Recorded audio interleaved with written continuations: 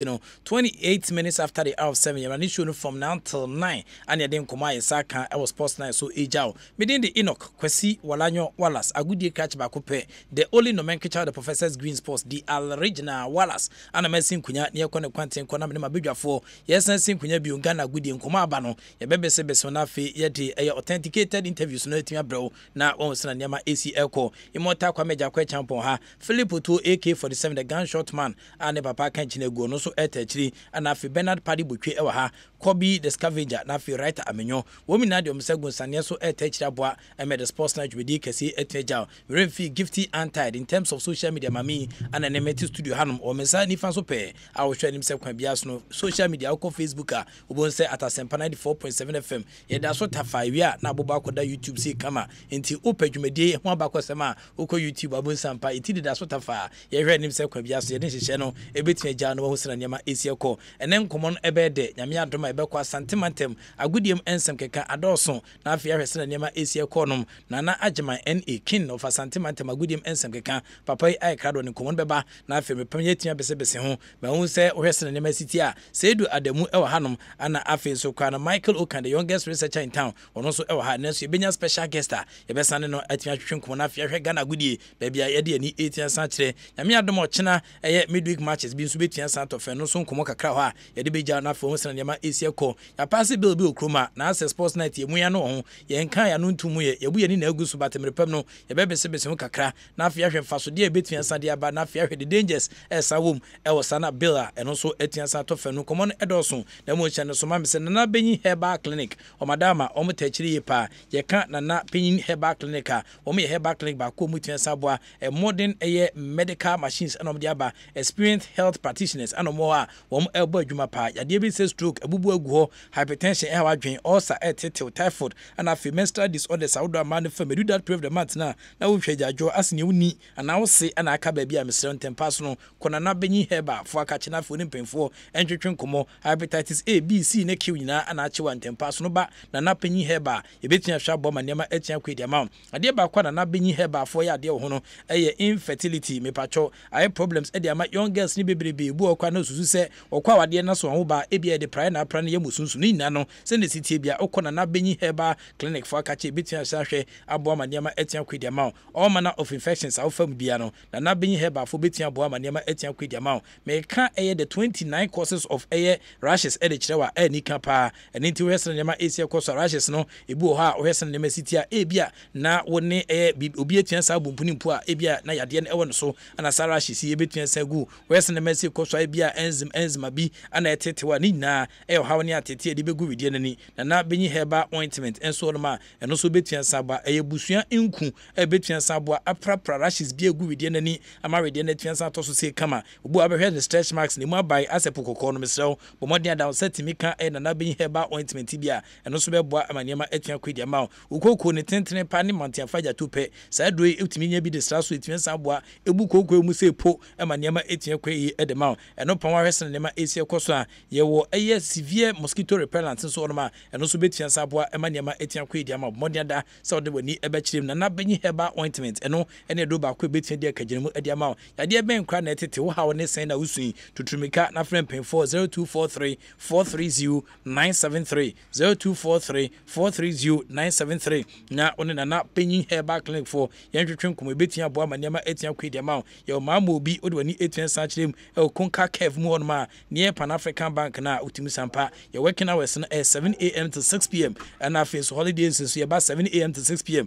na edwumedi na etia sa pem so na benyin heba me patro for ni timi kire akachi na fiehwe emwa emanema etia kwe fama ye kan resa penyi a woni erade bomodian oba ebehwe aboa emanema etia tutu yi edi ama Asempa FM eye health work dwumedi na ebetia sa ba so we Asempa work with the stars na dwumedi hwemu a nipa titu ni nimpon etoto to ni atwetwerotwo ana nyame adoma ye niom ebetia sa to basa komu na fie nante na fa aboa me yakoma etia sa bo pereperi sa dwumedi eba so nyame adoma membeda on the 6th of April 2019 na san shason ku ebetia sa ba so mesra nkofo eba na nyasem ketwa country man so ngone nkofo mo ba omhye red fire lady eka adorable ladies ni na ana fi joy sports team ni na color red Ghana for kwadwo eba team sampa fita fufu papa ne hote eni ti one maestro eba na afi so team ofie kwan so eba ana afi so kwa hwemu a na se kum chacha so ne nkofo mu na e white almost about him sampa we dey asofo enso osa kwemu ye kan yellow na kozi sen team no o man ne kwabena sante joy super morning show team no wo account na fe so Steven Leroy Tornado appear former Blasters captain so e yellow anyame adom mo so e ba ye kan blue ne dia team sampa blue pe obedi akpele wala sankasa ginam na fe Eric Esiedu Bodi ankasa enso e ba team sampa blue no wono ane di makwetene pa immortal e blue na fe na ya brefo e blue na fe so be mu apraye na Dr. Pounds omina e blue kwa ana omo hye me sure say right time nyomo ene omo keka wina omo be ko blue na ma be bo amani amatia ko Esiedu da mu be blue na fe hwese ne Mexico sa ne se Michael Okamina be blue is say blue for your doors too much your dominance no hegemonized e color e blue your dominance no e wa ha no enya asem keto kra ana fe orange for no so Adom News team no wo mo e ba me sure say news team ne ba de Papa Richie enso ebe honom na fe so patapad no jim na fe so oman hene kwamna santi OPD mu Papa Bells mo chesenko form so red no orange no wo so eno no Mr. Habede Bomodi ada so betia baby Asempa FM ye premises ho na ye be nantima through Avenue traffic light na se ye de ni a kire circle overpass na se ye de ni a kire Farisco traffic light TUC traffic light ho ni adudo mu afa salam da ho akopi mo circle overhead no na fi aba back to Asempa FM me pacho first 100 people ko for ha e ba bedu ha no obenya kwanya na your health screening ye hwonte so mu fifire mu junso mu na mpo kra no sebe waja na mu na fi ade bi etete no ya penipu masibere e de ama mesrew ememeda on the 6th of April 2019 na sajwe kesi betia sabaso me pa chop modi anda so betia baby na de ho tia sa jim Asempa FM walk with the stars enye nipa titu bia sa keke nipa nipo ene enye kwhwe abafo nkwa na hwemu a kwofo eba na nyasem keto akra fido money lending wo mo tachi ye ma money anase ye ma obosia ohia garanta bia wonse hia so de bibia babesi awa mesrew fido money lending o call app no so awetimi download kama mybet.africa mo so dama a home of betting ye can betting party hu say boys ni twa betting ofia enye se bia omo epechacha na mum no agoro no hudo onti ana ne odium ha gym give us ice mineral water so ba kwa no ma obaji se giel ana explode energy drink for techi adon kobites edin sana ba nyame adoma o ma winsa ofia no on be winsa bruta na afina na panyi e ba fo o se aresa panyi ni ewrade won so pom de onsem se tie bia no mehwe aboa emaniema etia kwidi ama abensu de original won so techire pa aboa ema sanhye etia kwi na face Grace Homeopathic Clinic the leading homeopathic clinic in Ghana won so ebe techire aboa ema Asempa 94.7 FM Asempa FM walk with the stars dwumedie no niama etia kwi e dia man men se bre men kwa amane so na najman king of Asante Mantem agudium ensem kika papai ai krado no fa enkomo no efi Asante Mantem emre.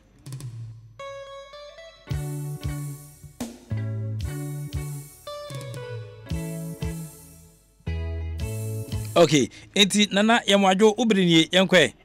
Okay, but enemy etifu nyina na yema etifu nyina adwo na mamu nyina makwaba.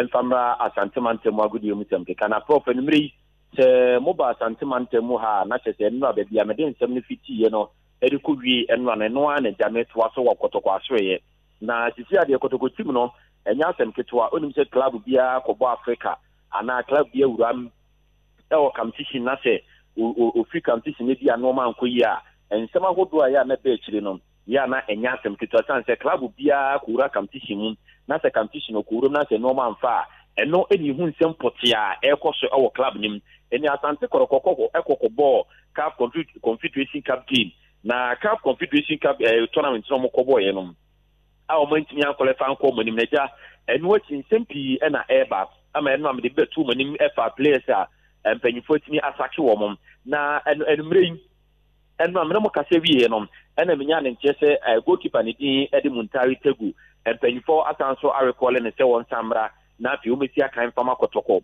eno ati enyo no nko a obi ti se na Bikita Frederick Boateng Obedewusu ene Daniel ni aginum nyina no ade se empanyifo ato mo sabia from se wo mo sanso return na o mo sabia akan fama kotoko na nyame ya admo tena kotoko game a o de mediema ebonom na se tezi rather de me se kakwa ne se tena ene tim ni be fi Asante Mantem ha na o mo do mo ni e dia che takwa nemum player friend se Obedewusu no prof nyame ya adoma squad o mo de ko takwa no Abrante no coach iti akono ebetimi animu na Abrante dia ka squad no hom na obi ti said that ni agedie de men se kan se ono de o ma recall ne so womra na o me start training oni other boys o mun ko bi no en start training na fi o mo ehwe se de na ho oden sem enso esitini mu Frederick Boateng na Biketa ne Muntari Tegu no de o mo de empanyifo sanso a recall wo ma wɔn de ebi anyame admo kyina squad a ɛkɔtakwa no wɔn kwa de bi ana kɔ sika kono etimi ɔde wɔn din di aka ho na enu akyi nyame admo game kuro ya meka ho asɛm de men sɛ kan sɛ advance party akopie mu otakwa Uncle George Amoako no CEO one operations manager fɛn sɛ Perusa wɔn de wɔn ni di akyɛtakwa a wɔn kɔ prepare grounds no ɛde amatim sɛ de bi anyame admo tim bi duru a baabi wɔn bɛda ne ade nyina no enya de sɛ bɛkɔ akɔyɛ ade bi be difficult enso ɛde amom tegya ɛno report eba na mrante na ɔmo so no mo prepare no obi ɛte sɛ Kwame Bonsu kontene abrante ne timi yɛ training ɛna afei so no abrante fɛn sɛ wahaba dam sɛ de sɛ sɛ de no ambe betu twa no abrante de ɔyɛ ruled out anyame adma against mediama no ontimi nsia kan emfama sante kɔrɔkɔsan so ɛna abrante fɛn sɛ tagai no ɔmo striker ɔno so ɛyɛ foreign striker no so de men sɛ kan sɛ tia na ono so Sanchez na kwa 50-50 ebia no ntimi nsia kan amfama sante koroko nyame ya adom ochena against anase Thursday against Mediema na the training ne ba wie no prof the real training grounds wo na dimko ye ne se kosika kono wa Salmon boys ni nyina in fact wa group wo mu nyina eno no omo kasa na kasa e mu no omo kasa ni nyina ne se koroko team no prof hwa ase disunity kakraba emrante na ode betu gya se yempamu bi ene maybe mo so ntena ena afi so no omo so a aka akwa bibi e wo ayen hye de hu mo position o team nim no ensempli ena na e bantene ko sika akọ no fair boys nyina de to mo ni pa o ma chew se obesere wo mo nka mo mum na omo ma unity emre ku nim don do gidi se unity ba ku nim a enu betimi aboa ama sante korokọ ni special competition omo bonom ne omo ni so ade hu na esi omo ni se nyame adama one person omo de competition no omo de ko Africa bi mu no enu so etimi abam de am se ko ba se bia we afa no hwadwene a wan hwe ana prof no so kwa ha dwene enso ewu kwentene ko sika akọ no Esaman boys ni nyina no ade se wono omo kasa etu omo fo se eno omo ekoso okunum ni nyina no mo fanto omo chi eni dodo na eka se player fense Kwame Bonsu Conte woni sika akọ no nanu ada Aduana Stars game no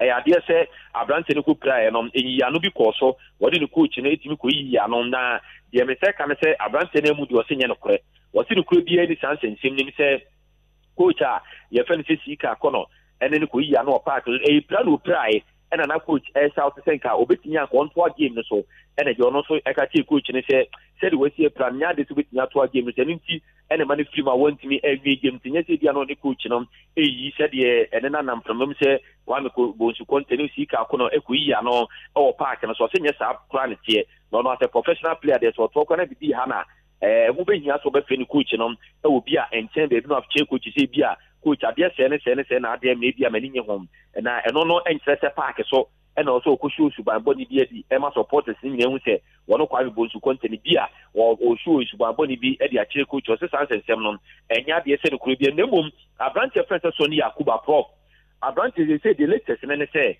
nia kasa me abrante ne kasa e ne bia ye kasa yi na abrante ne to manim say se aka no contract na afe baako na abawiye na office aba no nche no so de bebrebe unim se ni padodo na eka se player ye friend se so ni Yakuba no office aba no ho ama koto company to am se office no omo bobigu ni ade unim se prof so wura koto management ni ma na ne mpanyifo ni di nkoma officially club bia ni wa watcho krata de abre koto se player ni di Edison ni Yakuba no omo pe no nemo boys na boy e friend se so ni Yakuba eni ni agent ni mum na omaka te koto company for say omo receive office BPP di free baby ate se hu be nya sen ka koto company for ebejai abrante fese so ni Yakuba manako no so akosi aka dia masa class na abrante ne contract no dia men se kan se o clause bi o ma e kire se onya offer obetimi akọ na fa kwa akosi aka dia ma club la asante koto company for so mo ti ase ma no na to onya foreign contract bia eye papa bia na wo mu jana ma ne container office na eba BPP sa no NMT ni agent ni fi say office ni say de siba no say prempre no wo ma hwe na afi wo ma ntimi anyi skirt ni bi amfa mu ya e bia na da ti bia no eno so e kwa ha adwene nti enom na e se no meka to say so ni Yakuba after meeting e ko so e baba ya stadium no penyifo man to office so ko steady na de me say kan so office ni mi na branch no prof what the meaning after to be ko office ni o de atu ba bi what do you feel say o se penyifo ja no e man ko tia kan e wo foreign country na ono so kwenta branch ne what the two menim say ono de why ready ebe afi ba ko a aka ono contract ni no say bia penyifo ja no say bia onko sia kan enfama club for nko ade a ɛne ɔno so ne Yakuba no bɛkɔ na papa akusi aka na nsi akora yɛ kasa no wɔso wɔ hɔ anim sɛ bia ne papers ne bibia betumi ready bia ready a ebi ɔno so ne Yakuba no bɛto mpanyimfo no sɛ ɛgya waba abɛsom kakra enti ɛbɛyɛ mpanyimfo nya no ma enso enkotoa so ɛwɔ bɛɛ foforo na abrante no so tie mu dia ne kasa ne ne yemu no prof ɛm sɛ ɛkwan a Senegalese anase Guinea ni abrante a ɛfɛ ne sɛ Nabi Keita ofi sɛ kwan a Asante Kotoko mpanyimfo ɛdena fa so no sɛ player waba na on said that ball papa bi amfama akotokote wa na empanyifo ka se omo terminate na contract na ne so ne Yakuba fi se ono so foreign player enti bia da achi bia no empanyifo betimi de bia ye no enti ne se the office ni ba ne de na empanyifo besom ama ono so ne Yakuba ne ni ache be fufura no achi wajidi de se kwa Ghana no even though special competition aba ye ball competitive match de but onu se instead anya de ye competitive na fa ebemo ono so ne Yakuba ne bia watimi a showcase no ma wo ewo Ghana ento no hu ni se the office ne ba ne de be yan campaign fonsum na nkaja ono so free Ghana nkosi akan ba fufuro na no ana de se owura mpanyimfo ni mu a wo mo so de omo peso omo kanyina ne se abrante ne se de sika ko ne de e bia offer bia bebe bia na ye papa bia no wo meto na manako enye se bia office ne ba bebre nti na so omo pepere wo mo omo so kosi akan e de ama abrante no ekosi akan de ma club bia sa da bi wo mo diri se the right offer ne ba dia any player franchise on Yakuba no for meto no ama abrante nso de ni ache be foforo ne nei emrante am do mo di nso gutwa se empanyifo etimi arekole wo mo se wo mra na mo mesi akan pim enfama team no okay boys na make o masem se ye terminate binom contract na ya san so arekole wo make Muntari Togunum na bi Keita Federico Boateng obedo usene abrante fense da ne ni ejinom no de men se kan se ye ti empanyifo asan so ato mo nsa dia from se pop empanyifo ni feel say so office bi be ba abrante no in fact abrante ni agent no akeka ka kira Kotoko mpanyimfo ne se abrante no office e bo mo ho enti be ya o mu sika sema o so mo de mo meka wo mo pay off sika o so mo de mo de mo jai ko ni de wo mo ni kiro mba fufuro no sika ni nyanye ready and enti agent ne Kotoko mpanyimfo se boys ne ade se office bibribi e bo mo ho enti office ne bo mo no so no ehu be hia se mpanyimfo se de mo de ade abeto abonten se wo mpe so mo terminate contract ne ade no na se ehu be hia se o mo pay off sika no o mo fa mo na afi o mo fa letters no so mo na boys ne ko mbe no na Kotoko mpanyimfo ete sa ntensem no o mo fi se ene di ntina ne boys yen recall wo mo ne no mo nya adwuma ene anya bia no so mo nyeskan ketenketi bia ne se €10,000 bia na $10,000 bi ana $20,000 bi kwa na list wo benya de afim rante na o ma recall wo mo back no ho a enu betimi aboa na afetimi ateka so woni se sisi Africa yo mo ko yi ka ba bede akiri wo mfi se enu betimi ahia ama eno so no etimi ateka ni bi so eti de mete ne se enu no one of those reasons and then for me ejina from the recall rante na eni wo mo so ba beti aka bi me ama Kotoko no enti ja mo welu te office e ba na ebia na o matimi atonton bi na o mo so dia te o mo kaso enti no kakra no so no ewo Asante Kotoko prof o mo so etimi ni mo a aba tuga enumere am de honsam de mamo na metesi circle sinin prof enumere semitisi circle sinima ma me fanti just say Kotoko National Circus Council na hoso so ho ya nya asem petwa say the eba bonten say na no Saturday no National Circus na emergency meeting na emergency meeting no mo koye no mo de koto tema kokwa ponse nim K5 nim say go step aside na keja wo mo timi inform committee na committee na emra me election no so na no ma nyina so entimi nko yi inform election but the me say kan say empanyifo ta ko tie mu no o mo san so aka che K5 say be bo so me ba ko edi anim die anka won tena ho na won to aso mo adwuma no as National Circus chairman no ne mo mo te for member committee a eye lawyer Osepoku obi etese Mr. Kwame Osudonko ena obi so etese Mr. Oseboaten ena fe Dr. Amosa Fonono eye policy analyst ewo Kotoko management ni no wo me de na ka for member committee no ne mum de metene say Dr. Amosa Fonono de obe lazy between committee no and management no say be election no bibia betima smooth na to matan so etimi elect woman next National Circus chairman teja and so say de no if circus na so ya ba beto ja na akọboa sense de approve as good process gusua ya ahoboa nyame ya atoma Thursday wo mo so go game our special competition nim it wo mo de do mo ye nyina say na ahoboa na mo ye na de metre say Dr. Koku Frimpong champion yes say wa promise boys na big time say wo mo timi nyiro mo na fi normalization committee special competition no wo mo timi enye bibi wo na nyame ya wo madom kana so mo je a wa promise wo mo huge sum of money a obetimi dia ma boys because of feel say ade akotokofo eye wa Africa no e bra so say as good for so etimi ko Africa ni bi enso kwa ye bro saa it on the aim nyina ne say boys ne nyine wo mo ho na as good team ni timi ko wura mu Africa na fi ono so etimi fan left the image of Ashanti Gold it no so akwa ya de ba ko isi o mani so a wo mo so ewe so betimi aye na fe de munyam enso de abre oboaseman ni prophet mrei temo ba ya na tese kakre wa santemantemu anom na de Adam live na Asempa 94.7 FM Pro. Okay. Wabo adwuma ntimi ma omo se ode nkomo de se etua san fia santemantema gudim ensem keka abren but ma me enfanka enkaibo we nyaa wo ho na nyame adoma wo kumasia na waka kire nkofo won bo na efe ne se the meter ball no meter ball no amafo bi na koye fake ones and say more important fake ones into the country a wo mo eton edema young footballers ne nkofo epese ede ball edins also but kai amafo wo kumase ne hye so say the accredited agent for meter balls no Meter Sports International omo de ma West Africa company from say Wise American Enterprise into pe meter ball abebo a ho kokeka wo bo a utimi sampa enche na adwo no bi no de sa ball ni na nya meter ball amafo na di bia town but ope ball papa meter ball no papa e pacho the accredited agent for meter Sports International no West Africa no Wise American Enterprise intiana why kan krofo a wo santimantema mai why okay for make almost a pepe on this is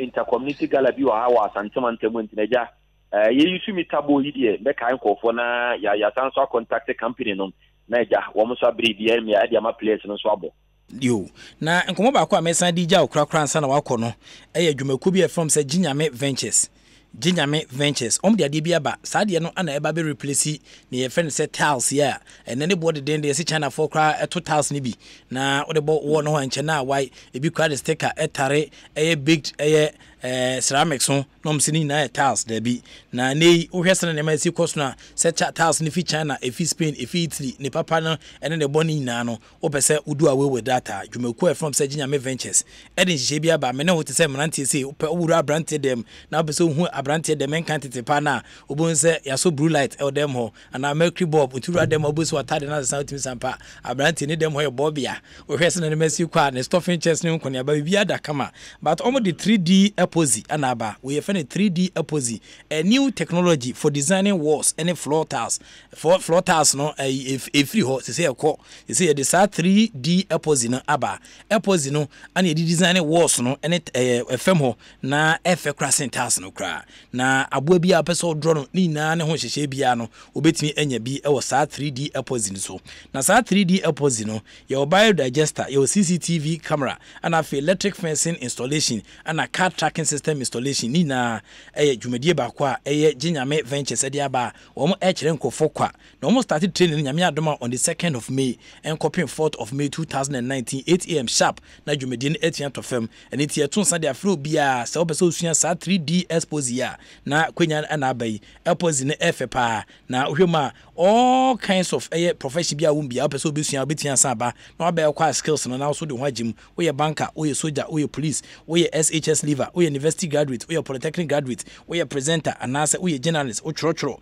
anase adwuma bia fire service ni wo pese osua sa de ya free bonto ye nyita kusimpo na kapre bampo na mesre wada bomodin ada se Ginyame Ventures obedi omo dance a chenkofo se 3 days intensive training ana Ginyame Ventures for edema nkofo na rest na ma asia kwa obetian from na ma no e was 0248900502 0248900502 and 055-353-1733 055-353-1733 now nempem for atwenkomo obajo FM Fondex a won sabetin aka wo mo training forms ni bi okọ Vision 1 so mo bi na fe Peace FM and also kwa sabetin aka bi omo WhatsApp no 0248900522 02489052 na for ni o ma twenkomo okọ Kings University e o Malam Kaswa Road ho a won sabetin aka Ginyame Ventures wo mo se Ginyame ana ebetimi atete oni o montaminitimi sewa se o kumase ne hye so aka chom se 3D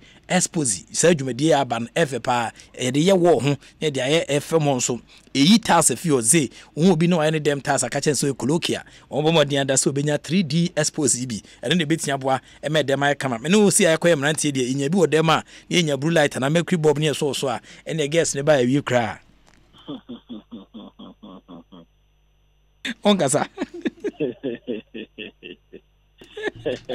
Prof. Oh, Nana, it's in the catch amount for 3D expose about what it will be a mission from 2nd of May to 4th of May. And I made a basso into Omnamano, and I'm there to join 0248 952 952 0248 952. Now for Neo African Como, now for Abe Cancer Media, Jenya Ventures, Edeban home. We are sure say, Ufia de Mota register. And I feel so Master Bansi register but an enemy hunie. Na in Eddie and Wajima, you many kruma. Yes, we are bandy a bidi kaya, Tibidi Muske, you know. Nothing I'm some for a banner. Almost your mobile Jimmy Tiniabano. Why? It's major was I made was be brinso. All right, Prof. Okay.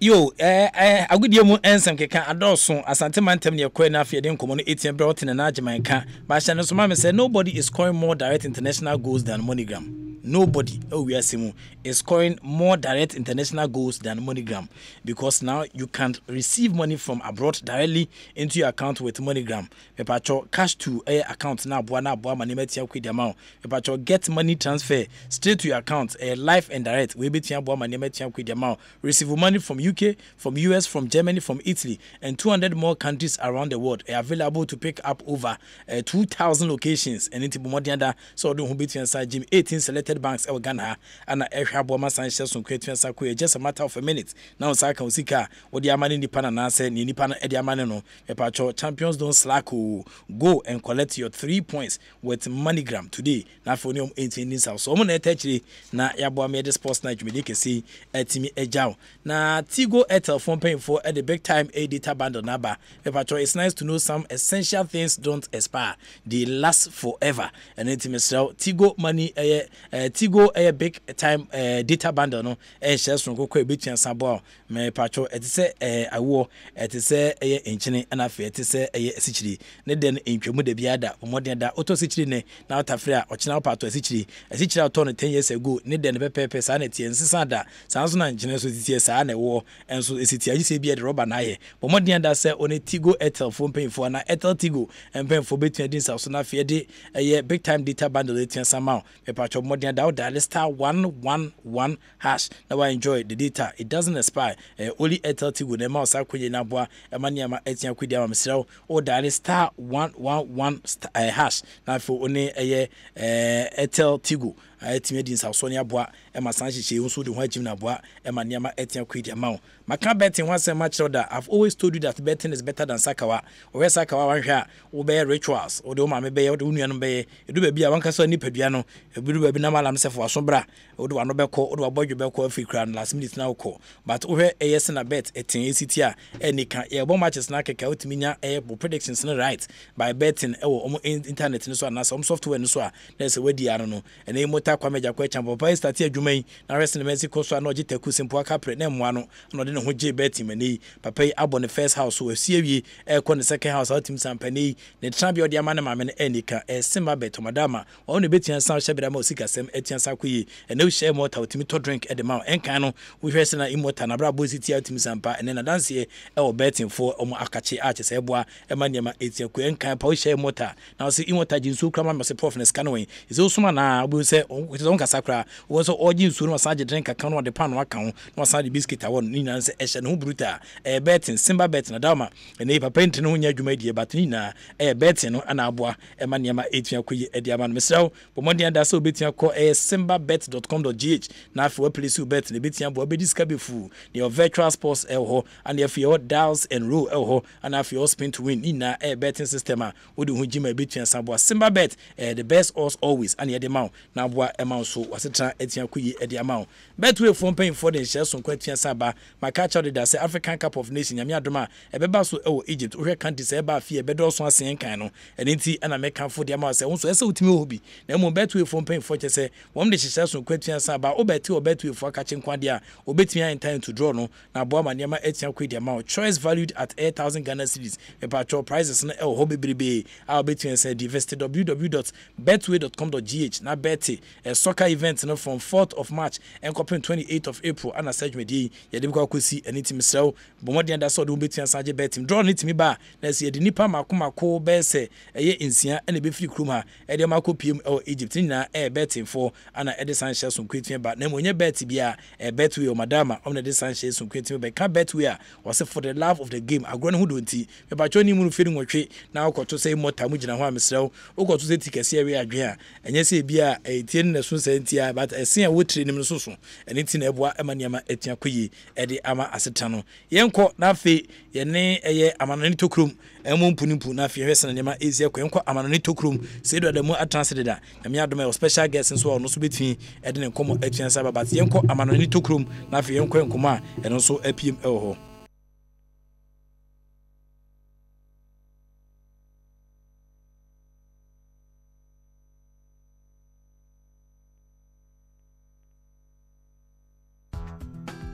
It's time for Foreign Tidbits. It's the news from the world. Foreign Tidbits. Authentic news. Foreign Tidbits. Very, very latest. Foreign Tidbits.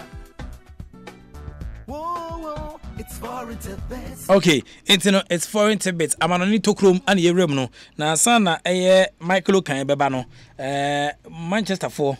Omo nkomo bia bedi ha no ma otimi se nkomo na nika enti nyina ya manone nkomo aba enti yenhwe se ebetimi ama ede no aprapa kwamu ede ama Michael ansana wode amanone tokrom no etimi abejan hye no so mamsa amanone tokrom no nkomo awodo apiepie mu ewo amanone yedi makwetene no ana edi mu nchirichiri mu discussion e banya se afina stories no yede bre okra ye be chirichiri mu yi ama etian sante ase ewo sports night so amanone tokrom ana yewre no madika ka chore da se waso tokro ode ntakra ma ede ba bia e tokro bia na mu ede na mo woni ase tokro dia makusha wani ensa dia na ode kofa ho a waso be hye bruta yenko na yenhwe Manchester fo nkomo Asempa kanchom say okam ho basa enyo bia ose musro Ashiri Young Ewadin sabasa oso enche obe sofo Popoba san kwase abo na ose ujai Lukaku hwenim tantan ya onya bo ahye na woni basa na ekohia manager wodi enche ade beto ne safrel It's say my you for manager na enche nyame beto sari afrel no yenko Michael prof about to club and say breaking sports by deliberations. That first story on our little club about say Manchester don't tell move ball anyway against Wolves. Nah, 1-1 second half no more ball. Actually on got a red card. But the main story say Rashford before the game no na oyari into one can't him no na omo coffee. Na ushe game na man you for airborne. You could see say they are struggling and I say who struggle into game near 1-1. They are missing Marcus Rashford because Rashford in the past 4 games have won 3 goals. Now we share the appearances are one making under the new manager. We're making 19 appearances and I share 9. Which will say Marcus Rashford a key player and I say a key part of whatever Ole Gunnar Solskjaer per se or Manchester United. In the only Wolves game you will see say Romelu Lukaku or the backup striker no he's struggling say obe replicate form now Rashford I show for the new manager into Manchester United for a move game but 1-1 actually on a red card. Prof, my second story about Madrid 4 according to Massa and Asempa who's a Maka newspaper here Madrid my reporter say Madrid say and I say they want to remodel stadium dadano who's stadium Santiago Bernabeu with 80,000 capacity but changing model no they want to add new things. Say a new stadium, and I say a brand new stadium. To say, Tottenham Hotspur for Ayom Stadium. Who's there after Liverpool? Every model stadium no from a 40,000 to a 50,000 capacity. Barca, almost model aba. More teams are trying to go into a modern stadiums. I want a lot of leisure facilities, any other facilities to help fans. How remember stadium no? Say they will enjoy not the game, but they also enjoy the environment. Into Madrid for any model aba say. It will take you 3 to 4 years to build that model. Now, almost share when I say from 2009, but from 2009 now to me license. Send a better stadium. So after this season, they also start and as I continue say remodel stadium no. Now the new things, one of the new things I say a leisure facility. After the game, so say have a nice leisure time in the stadium. We provide this facility. No, we say the sitting arrangements. So, but we also introduce a new sitting arrangement. Now, we should sika this stadium 400 million euro. In the so they want to move from old stadium to a new design. The same stadium, but a new design.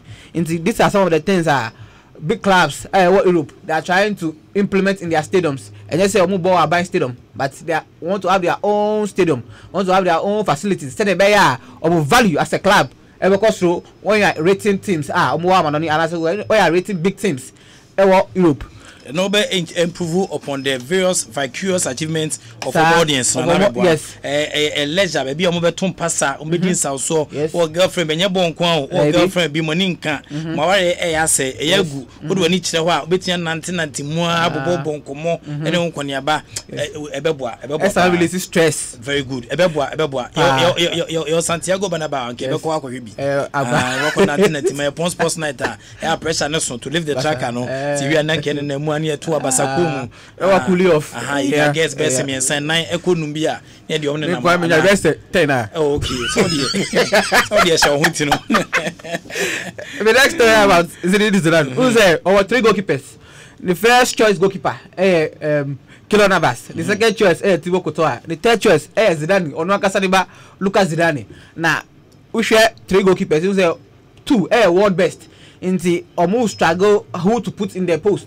Why the bet Nazi? But Zidane granted an interview this evening ahead of game any Valencia. No, say the issue of changing goalkeepers and what him, but in the season and as at the end of the season, a very clear who is staying and who's going. Who's the story? But I say when you look at Kylian Navas, who's the or about somewhere 30-31 years, but Thibaut Courtois younger than Kylian Navas into Upe Obia Ombe replacing and now some Pobia make way. Amana it's likely going to be Kylian Navas because or no why Bibiama Madrid or the Magi 3 Champions League into say Upe Obia bet me acquire.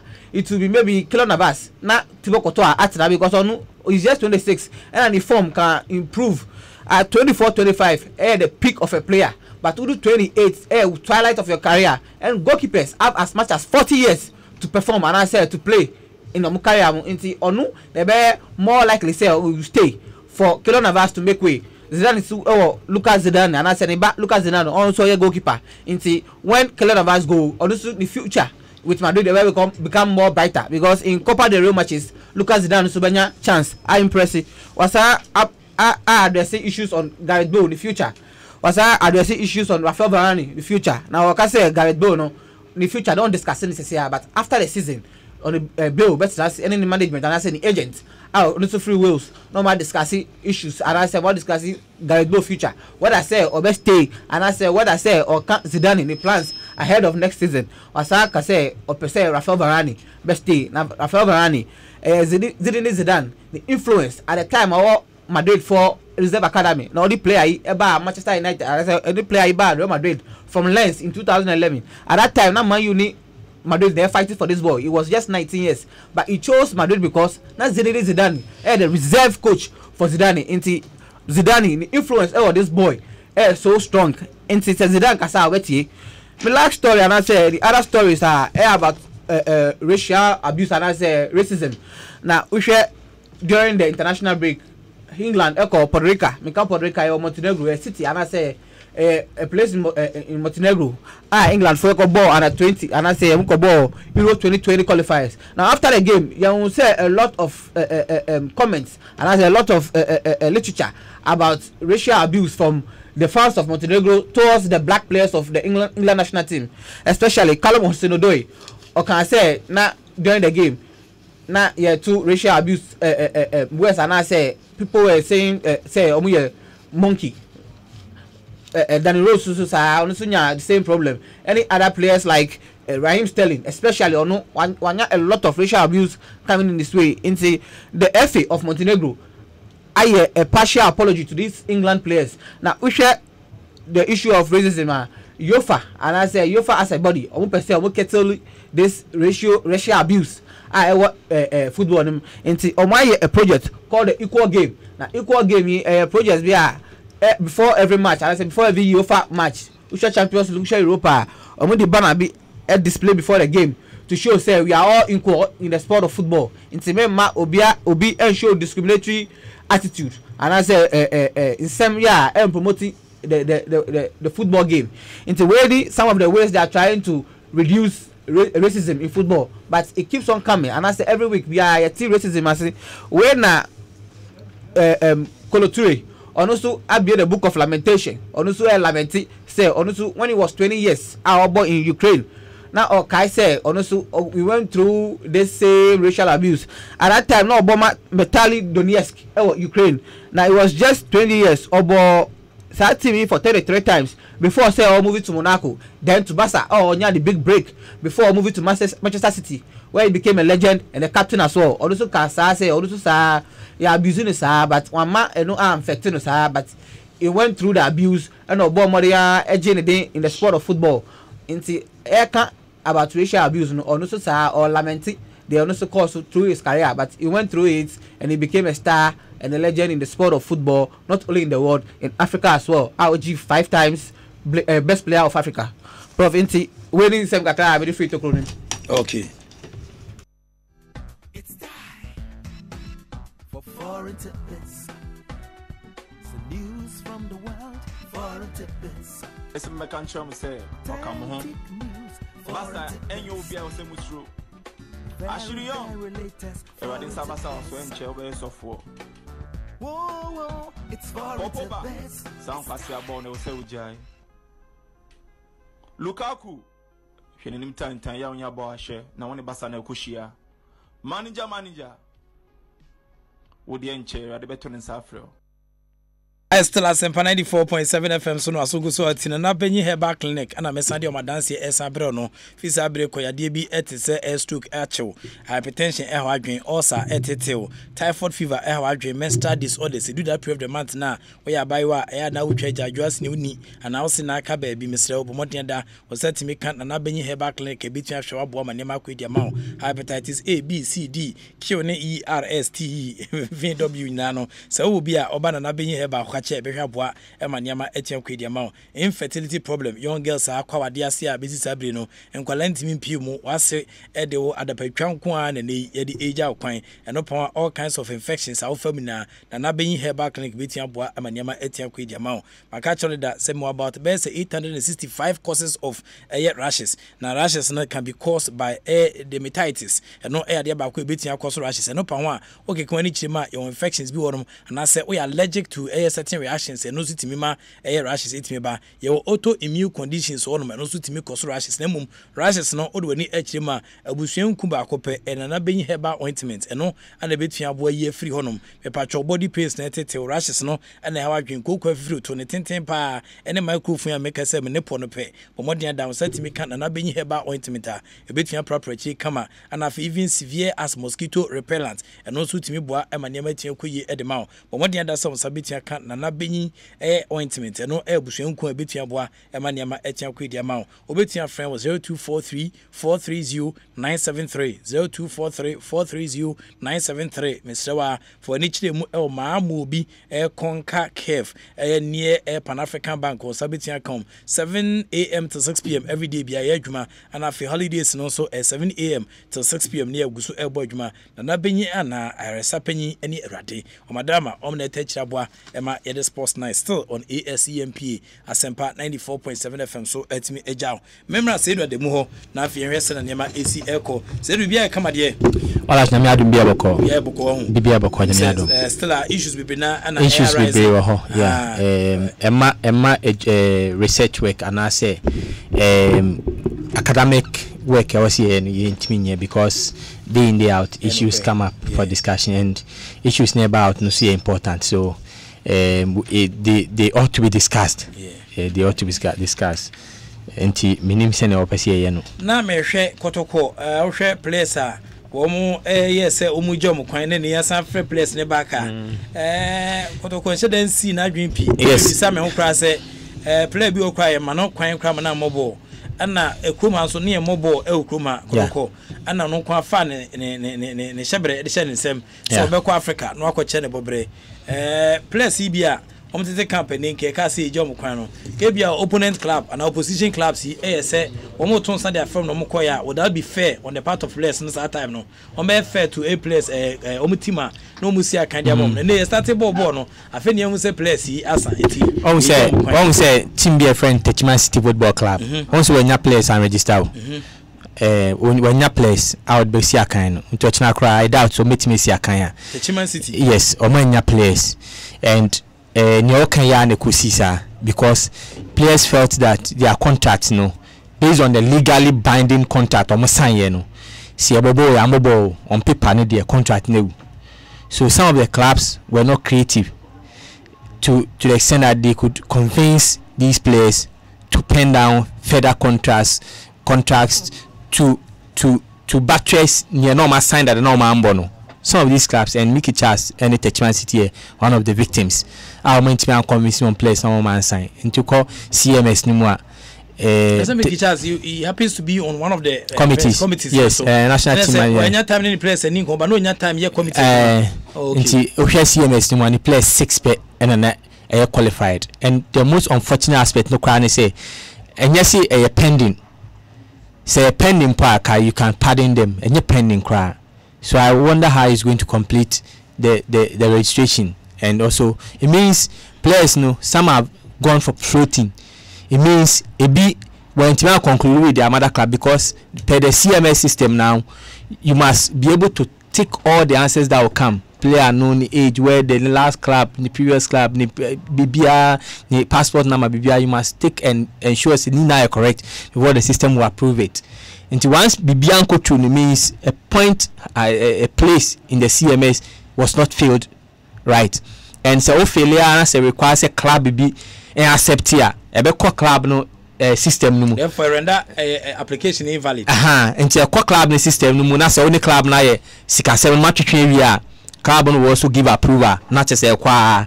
Entina Okaya has for any course for you na. Yes. Sada na mini here. But there was a basic question to ask, and you asked that question. Say, I'm a player. I did not send a CMS request now call club no. Once you send a CMS request to another club, it means that club owns the commercial right of that player. Yeah. But let me come to Kotoko's issue.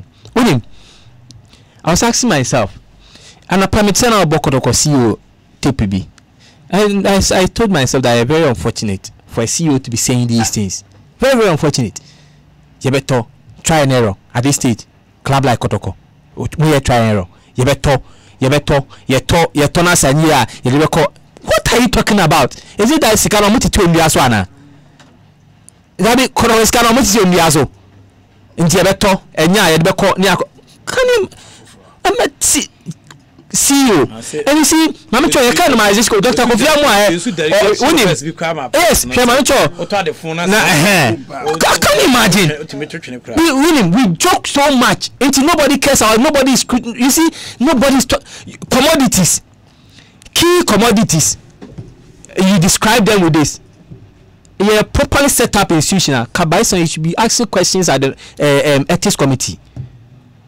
But unfortunately, you have gone to hire square pegs and trying to fix them into round holes. So they also don't know. Because ethics committee ethics committee na nkene anka ejuma kan na ethics committee for no kwampo ko mo ye na enye ya ethics committee ko ambe from no. You could be new. We can't say Ghana for a big sugar. Ethics committee should have invited them. Yeah, America po near Kotoko CEO. A team building that causing any financial loss to anybody. Let me tell you, many Herbert, you're taking over Kotoko for that first year. You know, our player turnover was 35. Samura Fia, 35 players came in and out. Asan yet me stabilizing. What I say? When an issue, 40 or 50 players, and an issue.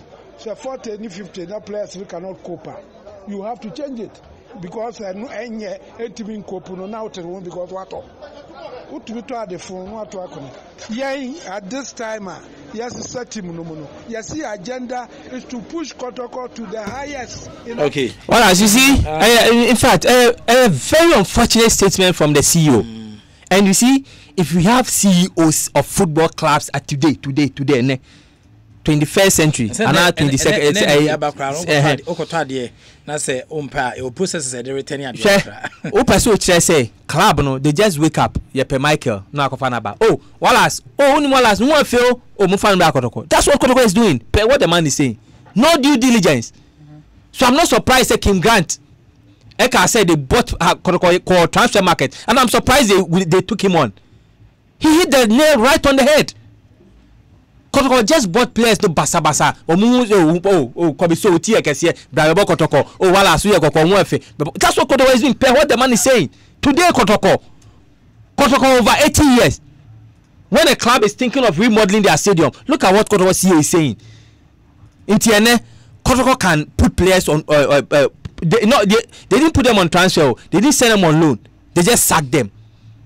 And you see, it tells you, say, Dr. Kofi Amwa, he has no job. He's just wasting his time. Where to normalize? We are not normalizing. These are the places we have to be normalizing. Where clubs would by due diligence and proper mechanisms bring players into their fold, and also through proper mechanisms send players out. Because you're close to transfer season, no, the CMS or the TMS is closed. So if you are thinking about the future or the development of the player, is it today that you are sending the player out? Who's sending on him? Players now was sending you out, no, and then the CMS is closed. You ain't me register new player. So you virtually you are killing the player's career. Straightforward. Just like that. Just like that. Because we know that there's a transfer period. When the transfer period opens, the commodities in there, which are the players, no, you do trading. As a stock exchange, you do trading. What you see for the purpose of the discussion? Let me mention some companies. What you see Shell, because Shell's exchange rate no conform or conform. No other question GCB. Ebiana and no one said that's all the trading, the interbank trading system. So in football, over here,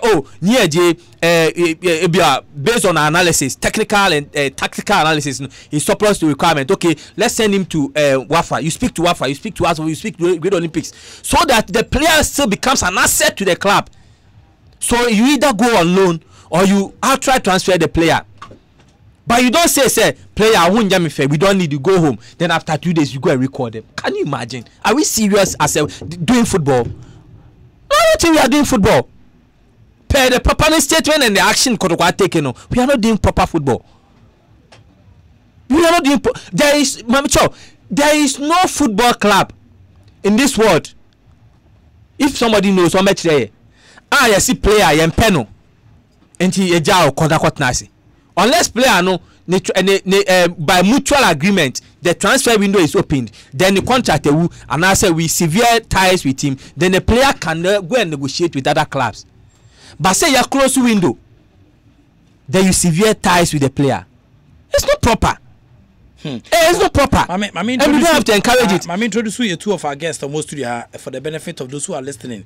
Come on, we have video them so much. But I go visit some. I just say we're in the Mexico so soon. What's the honor chess person? And I have so Coach Anthony Sackmore. And also Nyamia Domono and no special guest on nice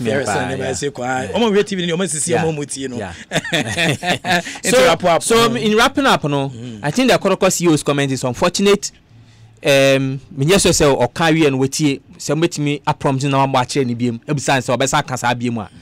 Kotoko at this stage, 80-something years, CEO should not be talking this way. Try and error. No, Kotoko must go onto the transfer market with a well cut out policy direction, knowing which kind of players will fit into our philosophy, knowing which kind of players will fit into our budgetary system, knowing which kind of players we want to use going forward. So that we know at the right time when to dispense them, when to make them off. Kotoko cannot be saying, we will bring them in and take them out. No, Kotoko should not be doing so at this stage.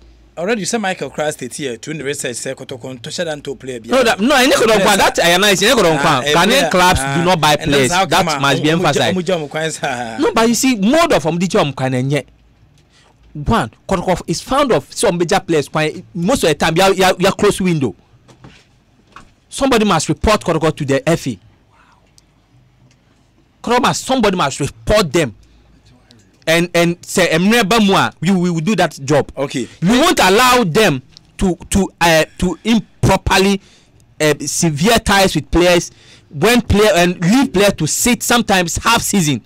Because the player know himself penal, you be a window now, sit with the player and the agent. So going forward, you just say so go and look for a club. And now say we will negotiate with another club for you to go on loan. And now we would outrightly transfer you.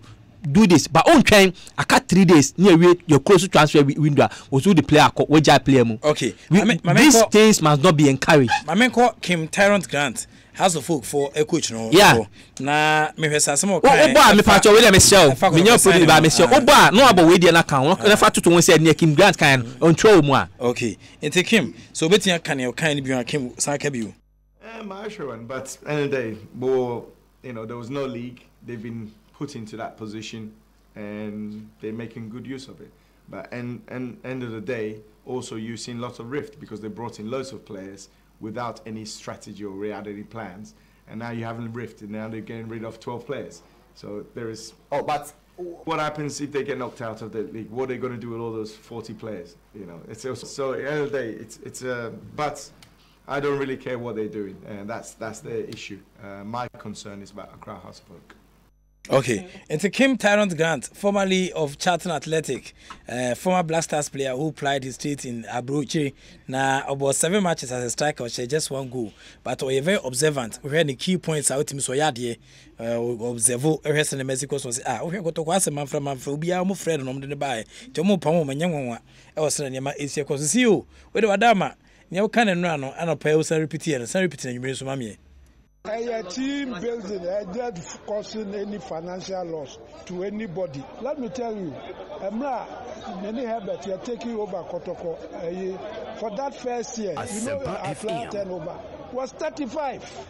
Saburafia, 35 players came in and out. Asan yet me stabilizing.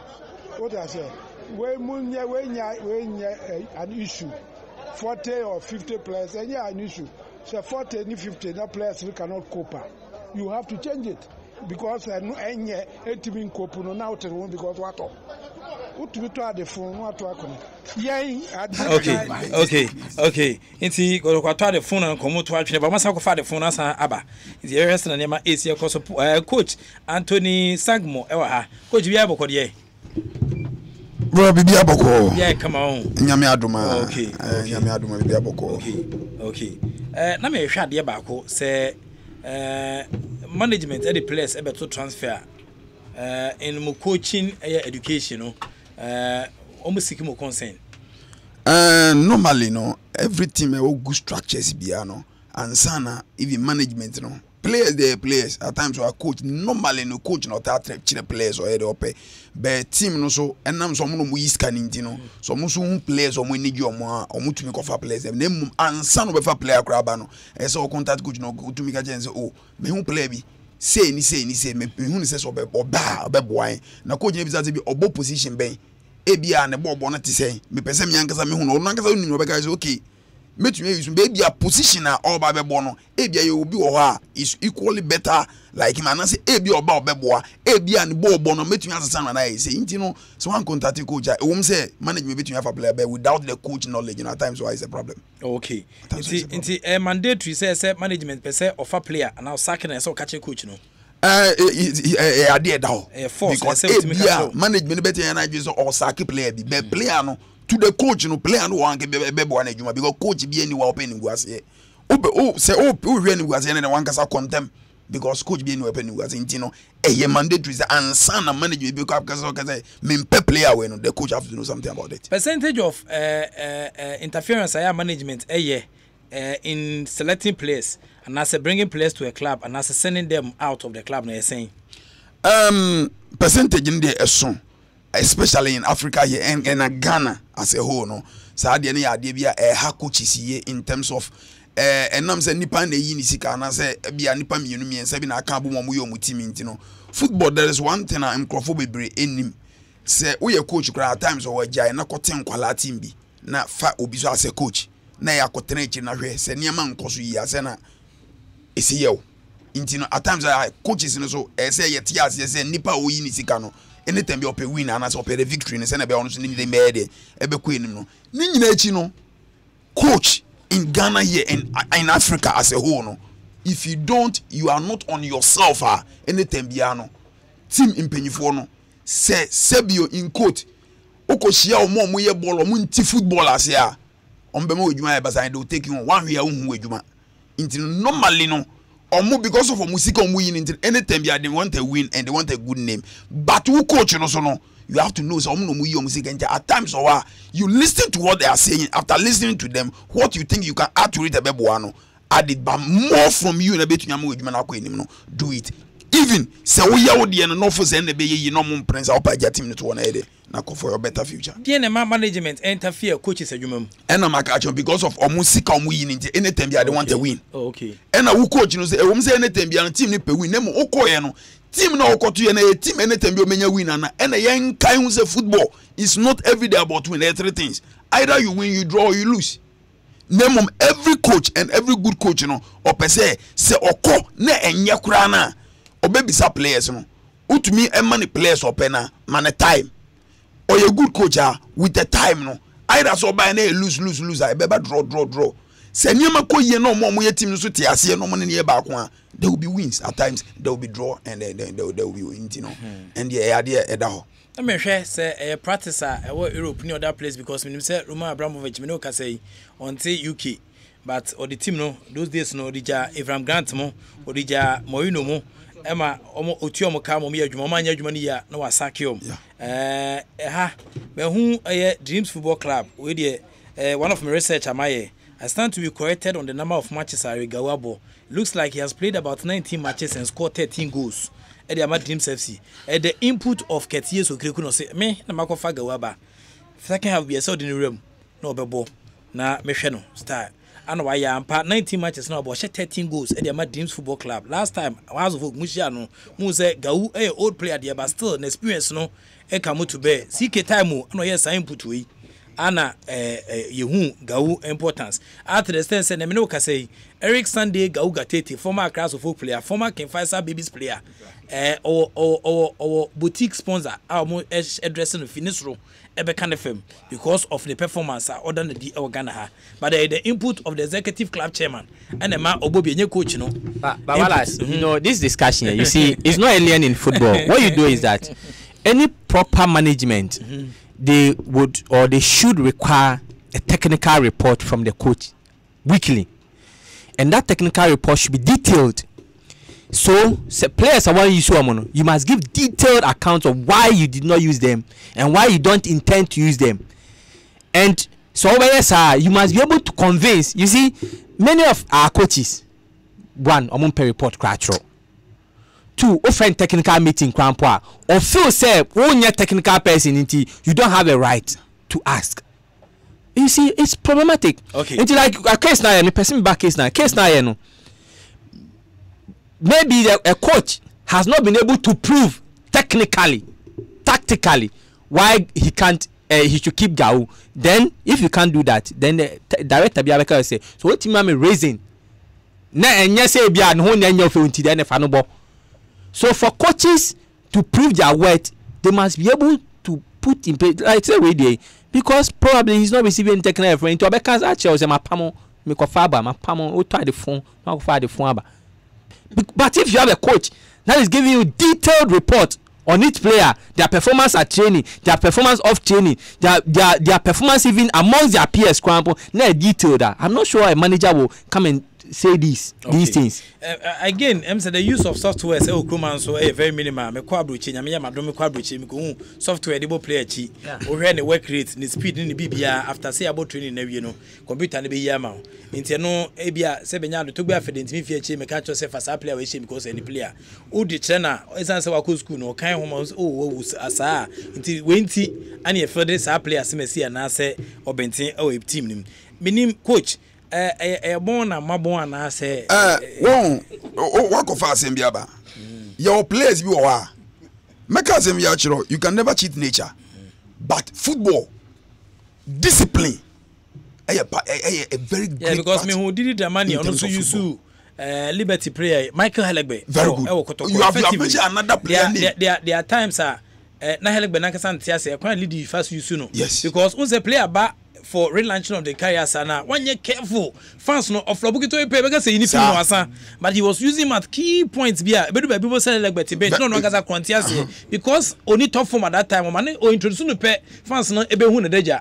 Tina wa man at bench he used him carefully akwenzi say boy no esa kwenya team of player obon dey Eric Gawi ni mates on mu started bobo bebreja bobo but Eric Gawi amiminim no mi ko case mi tran kuma say one of the most disciplined players amimaya me o dey run life from Kifesa time Alhaji Guza aton ma asa o say oton Gawi mom no anton goals anyere mom to umpe goals no samra me dey o fiking face and we stam working face and the lifestyle ni training onu ankasa in terms of oni coaches ni amanema onti no ho kasa da o ma no bebo one ma no be nemo wo mso ye de so ye no ye de oye oba heart no hwe ejuma be ye de obeye ankoye tse king face amode be du be so fi no ye de fi time of okọ dreams no hwe so ate no wasembo ne bia na oye very disciplined it is such a player no anytime bi odo to bo mu bia no dear SSO ye no obeye and every good player biano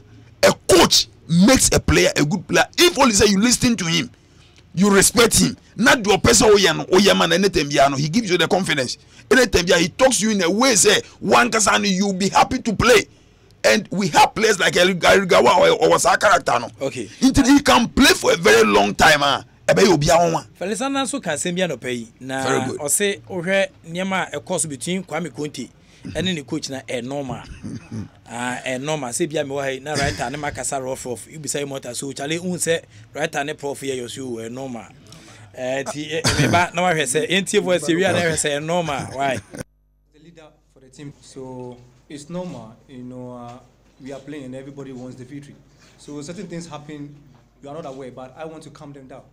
But to tell you the truth, I don't know what was going on.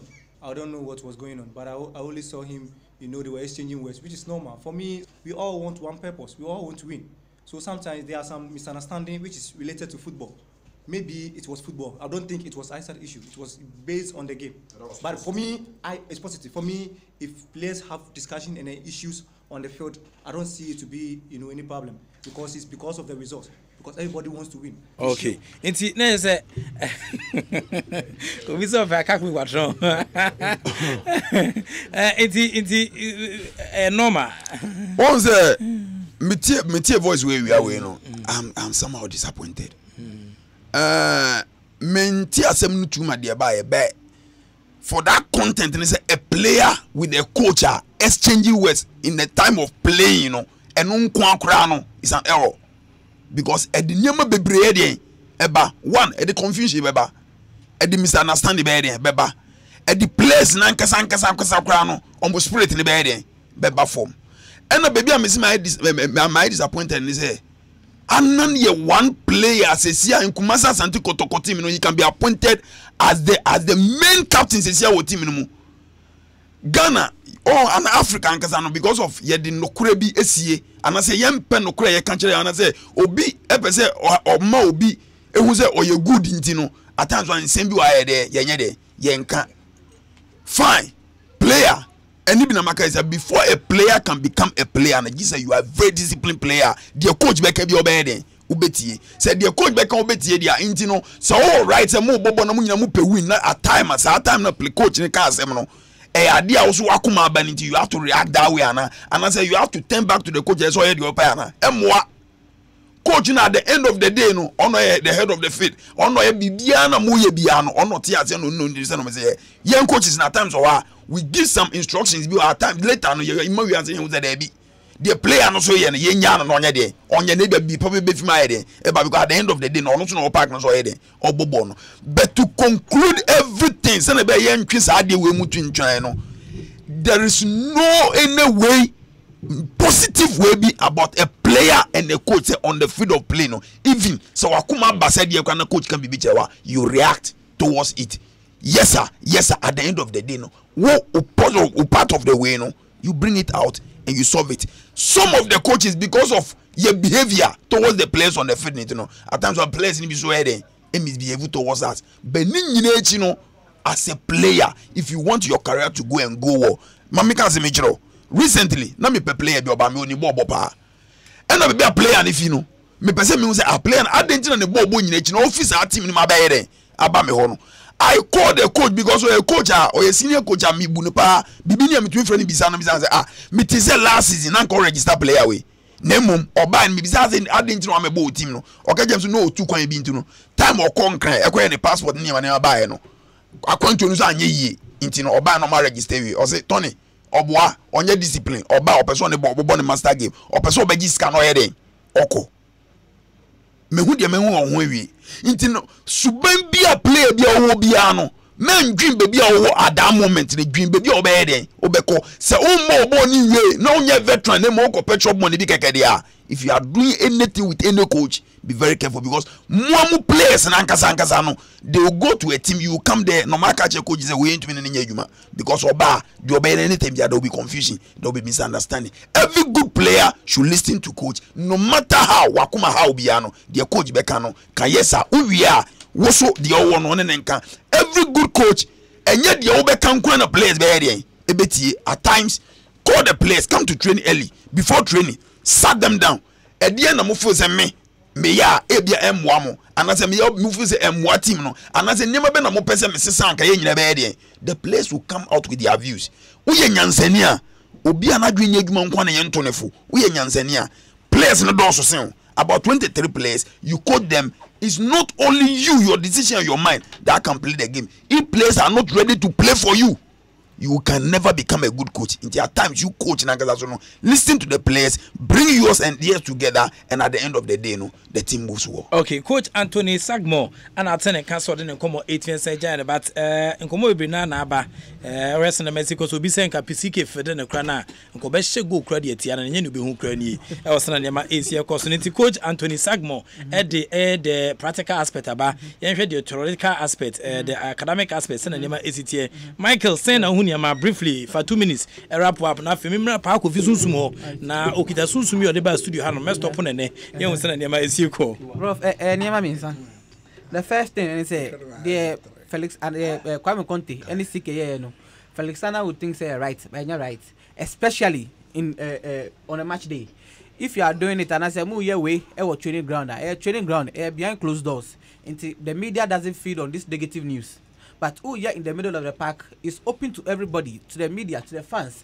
After the game, dominating and I say cover the win. And you're right, say you on the field of play. The Conte any CKE on the day creative friction between the player and the coach. The coach no crapo. If indeed you should select him, you select him because of say or challenging on the pitch. The same thing happened with Tony Yakuba. There was a free kick, Sonny Peso, but the coach chose Fatao, and after that is where Sonny Yakuba and CK the problems now start here. Into these are the things that you can do it off the pitch and that's on the training, but not on the training ground. The same thing happened with Paul Pogba at Wembley. Omubo against Spurs, Elusu 2-1. Mourinho was trying to tell Pogba, say, do something for me on the pitch, but not Pogba. And then having some exchange into a creative media attention on them. These things you don't do it on the pitch. Ube Kaisu, Kepa Ariza Balaha, the same thing during Carabao Cup. Only the coach, the same thing. Yes, yes, Sabino, or see Omba, but Obesochi, whilst coach, your instructions say, come out. You have to obey your boss on the pitch. It's your box. Ubamanu. Say, and you know, Chelsea. But on one and I said, permission in now Ottawa from Atletico Madrid to Chelsea for £72 million. And a world record for a goalkeeper. And then or Sabe, but you don't want to serve. It's the same thing happening in Kotoko. Now, if you do these things, media will feed on it. Media, negative news. Everybody will know about the Ekosu in your team. Into when the media creates this kind of stories about your team negatively, impact it internally. Into they're going to play media. Who can about transfer issues? Who can about friction between Conte. Any coach, you look at Richardson and injury, you look at Maxwell Bakuni injury. Go into Midama game. Are they psychologically positioned to win that game? That game be a draw, Prof. Okay. I still Asempa 94.7 FM so no so Sports Night. Any Jumedia, yeah the Ebro. Pago vision sumo ha. Pa bibia bokodie. Oh, Wallace, Moya Pa. Oh, best time when you say a check. Easy. Ache. But me pedi we address no. Address come up I say. Oh, crowd wife is me ba program, me cook program. I don't know some people. You don't know. Aye. Well, I do. Yeah, come here. Okay. Nkomo we bre na na pie me fa na opesa wo kan bi. Oh, me dey normally say kotoko asam kotoko no ya me hwehwe efram ho no ma ya me ho atomi.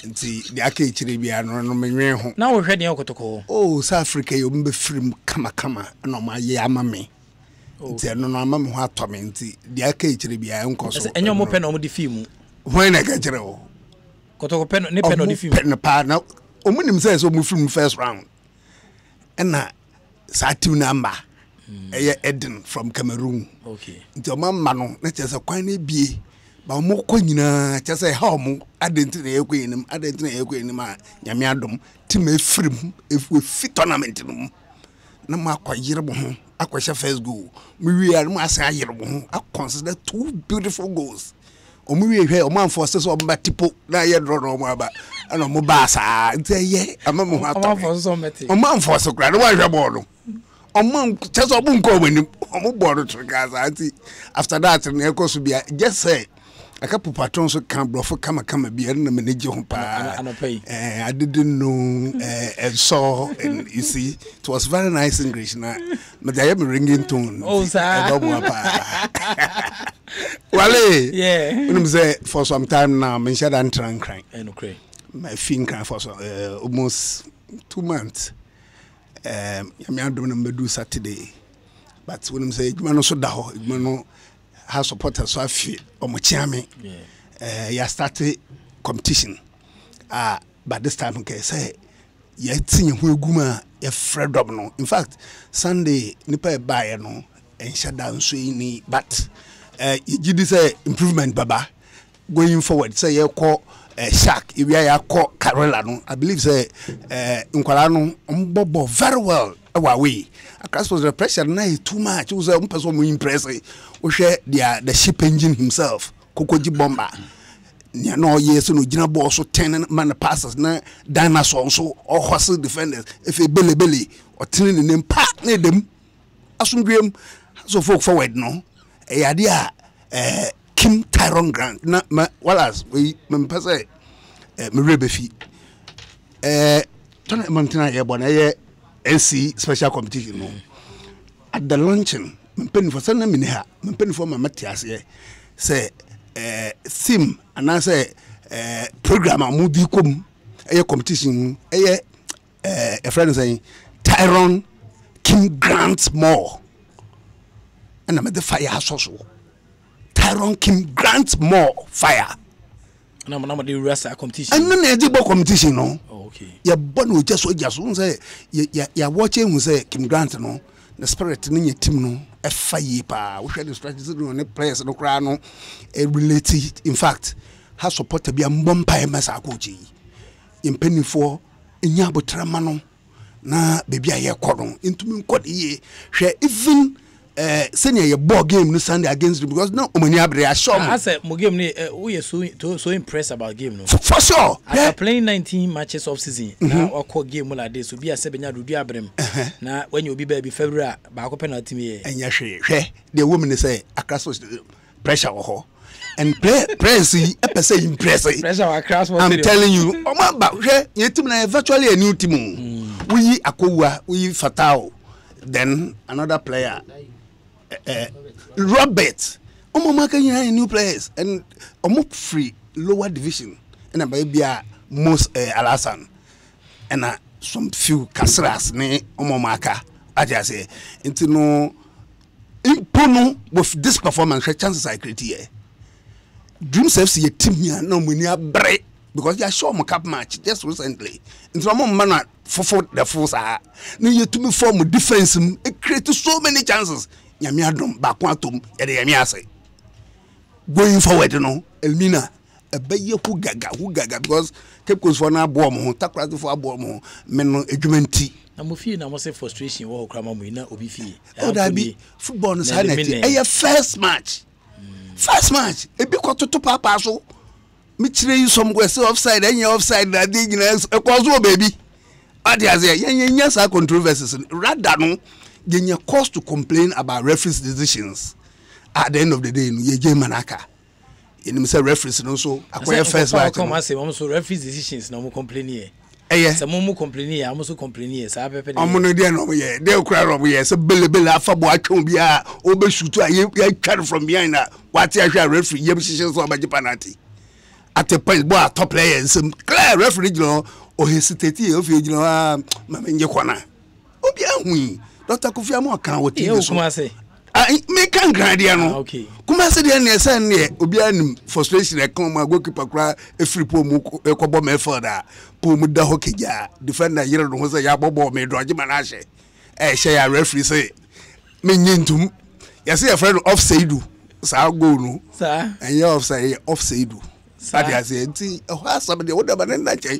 omo komedi abamra omo yiro omo no top ya de ba top o kuruma ha because ya sinkete say de twom no entwom say yinya ya one family me ampa say akambi say na akambi na sunsum onani ya de koro ye be metu na bema na sunsum na akambi ye kweyenim yampe so bia din ke ka obia ba for yetim no yampe confusion mama nyanya botre enna na sam hwe na obi say enna mo bas ebobo ball bas ni bobi obo 5 bas timi the place could you eni tina yesmo de mo ntwen na de ba no eso yankasa bebre na mum 3 points in ya gada no one after the other but club can say bas tu nyina pro baba problem ni hokra. But I say, in any case, you took one from Accra.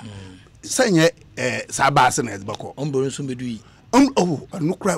And my person because it be Obama excuse and not me proper briefing if you are going to buy. To me, briefing, my ba. Say, how do you have if you? What I say? A bass dear, 2 weeks in ye. Oh, we see it to be bass any pakra, we have to be she.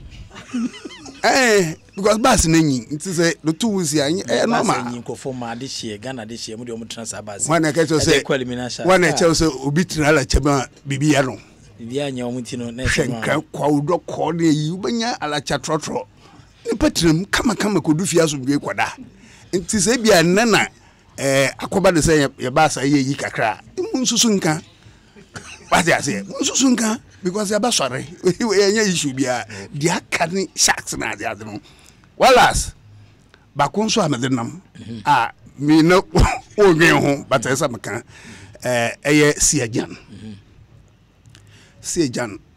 ya basre no me supporters na asoma me ho me nkasa on my own okay supporters say ya mpare so bakanya asab because na nsenya kotoko na Africa ya bompa so mbe firim ya omo kon omanim kura me ye bihihie yi oti ha no support won to the say omo ndu kwata ebe ha me ebe ye nwanwa pa that time no say ndro see onu koda ye po no mu bi to sorry hon na say go no ba onu si onu koda ye po mu na woni po mu da hira ba yi no utim kotoko ra den wan kwaka mo yes no yentia say you start competition and a house of folk and me who draw Wednesday me who draw na reference in person me favoritism we we be just say ukoda ye po mu wayo na wayo ginan wayo no ohwe one angel be a friend dagati bie most of the time house of folk for angel wayo is in charge of that dagati bie and you be who when was status ni would they can no wayo so no kwatre po nechi but your stance nim enti no eye mo say na why be say you say okwa na ohun say obi gina obi kana ho enye no kwanti na me kweri no ochena say another spirit bia begin go keep and one that bia mfadua na mbo ni tirim and we are going to monitor and sasam no minim so oboa or kind of the performance from House of Folk and he should stop it unjai oba okase wi asemomla forest aman from forest okase wi aman from festos senenia brea obi nimu omu manage congregants of over 15,000 to 20,000 you should go and do his work say me adwuma no baya onhwem na nyanso ya man abo nyampa so baba batena ha na maso da say na mehu ohun hwe and the supporters are not happy with him. Me or say me bubu nego. Pa kofi so mubu nimpa enye medwuma no. Ono anu so man e babu no enye me. You should leave House of Folk alone. Ya ban ya bo obas osare no wa ba predict match. Ombobo draw, ombe lusu. Na referee so na taking up. Ombe frustrating. Ono so can be. So he should stop it. Supporters just a cause aminya no munia. And nothing I na me frustration at test no. They will call me. Me say my friend cause na ba na ba. Because they were waiting for this particular information. Ye nipa supporters so they mean say no just menyi game no nti say ye violence say man no na me dey violence ma kama anwa akira wo menim blow to wo bo me na kame oya nkwan court me bodua ma account body ya be wo court akoye na ya join no bo from we are there we pin ho nti me nkonto kwa but the man no na ekun what I say so wo kwa sorry ben. Oh, we dey in this community. Oh, so we imagine say. What do you want to go into in London? What do you do saka hotel bo ni say when you in fact. Na mu kwa sorry class for. Okay. So many years ago, but say mom me a traditionalist. Okay. Me jinyame abodidie ene nyame etumi ye emanipa. Okay. And yes, obokwe kwetena so de akobo wonsem aye udede obi gidie. They should go ahead and do it. Yen so no kwan ya faso a ye hunya yankopon ne kasa ma ne tie yen no we do. Okay, ti ugu apaye. Mingu apaye but obi gu a minchi. Okay. O fresh saman twen. Utu powder e ka ho. O fresh saman twen. Oh, saman de wo frɛ no tumi ba. Okay. Na wo do asaba sha nti na si agyanse or no konyina pom no ye won because be stadium o ogina ho aka zakatibie di duade ba hwe ne tirim. Wayo no ye in charge of that assignment and I'm going to query him. So to me tell anyway ye no kore nti nya masara na ye ne ntokwa has ne bia ne ntokwa mo nkofa ntokwa bi ma because this competition ye ni abrepa we hwe Kim Tyrone grants more fire don e say ye djuma Kim Tyrone grant more fire. Okay. Now when you say you see the more. And Revi Frederick Moore and Tyrone Kim grant more fire. I mean, phone like some supporters. Yes, supporters. Anyway, I can say, I'm Yaduma, Moko, Elimina Sharks, and the Bayana 03022165545, 03022165546. Ubitiaba, na Oda Chaba, and Komaya Chuchu Hanukwa, and set 2 questions. FFF, my wife can Yanisa, Obekono setting the questions, one quadragy, you bet me answer no answer, you win answer, and yet by force say pass Wayek exams. Hello. Question Yamiasu Dinka. I didn't any mount. Your friend me Max fell again 205. Max Yanko. Na Vivia Boko, dear. What you say? Catch your supporters, Piero, soon say, Michiano. I'm in a yard dream pa. Oshe, Sia, and Semni Bika. Anna sometimes yet who dear me, Anna, a sefin be because Oshe, Kotokomatis be position or ye and Yama, Bebre amem, because Oshe Kotokoni, Sudan, March on Babona. Or si Kotoko money who money say ma omun consider first go.